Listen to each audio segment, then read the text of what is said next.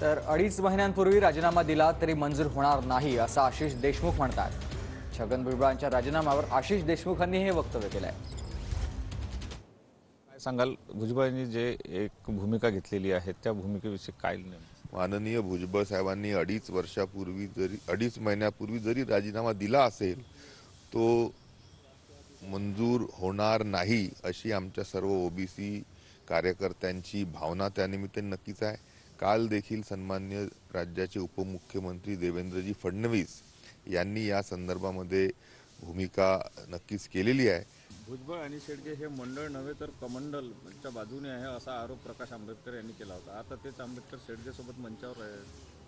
नाही, आता बाळासाहेब आंबेडकरांच्या भूमिका या संदर्भामध्ये काय आहे, त्यांनी ओबीसी समाजाचे मेळावे देखील अटेंड केलेले आहेत, पण त्याबद्दल मी काही बोलू इच्छित नाही।